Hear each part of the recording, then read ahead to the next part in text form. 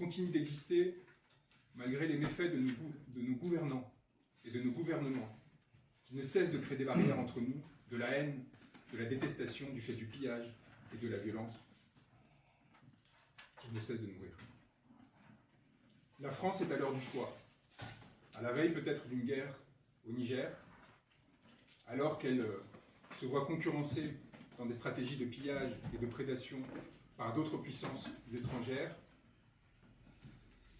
alors qu'elle a tenu silence sur la situation. Elle doit s'interroger sur sa nécessité d'exprimer, et non pas seulement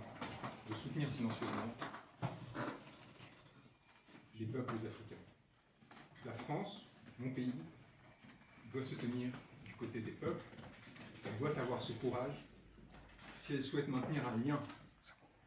avec ce reste du monde, non plus pour ce sera le pillage, ce sera la révolte, et ce sera, quoi qu'il arrive, la liberté et la souveraineté des peuples africains. Nous sommes à l'heure du choix, et je souhaite, encore une fois, utiliser ce moment de privilège que vous m'avez offert pour rappeler que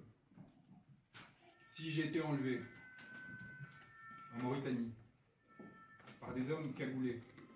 qui m'ont à leur tour masqué le visage et qui m'ont amené jusqu'aux frontières sénégalaises pour m'y livrer à des hommes sans uniforme, dans des pick-up non immatriculés,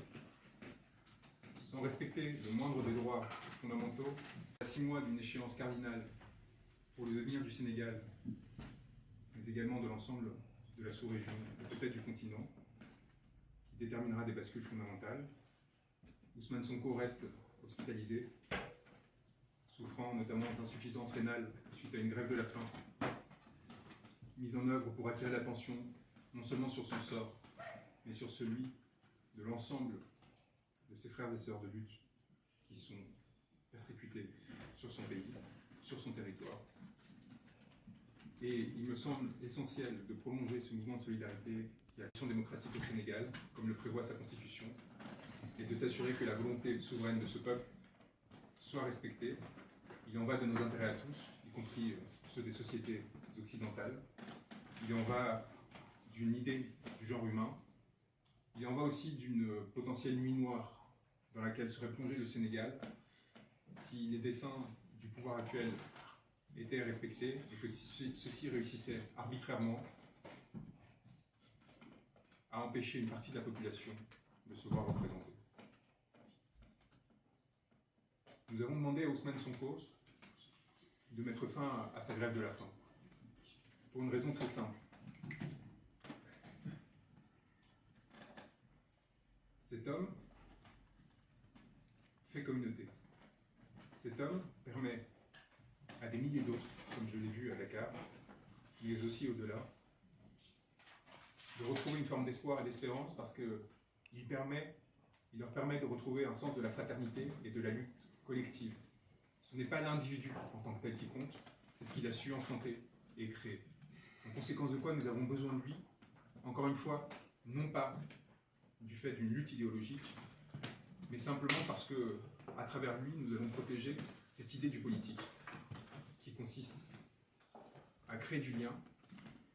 à travers la lutte, redonner de l'espoir et permettre aux individus de survivre dans des conditions qui autrement les amèneraient au désespoir et à la catastrophe. Je suis très heureux et très fier d'être aux côtés de mon confrère, Maître Larifou, qui, des Comores, a rejoint le pool d'avocats qui assistent Ousmane Sonko, mais aussi pour leur liberté, comme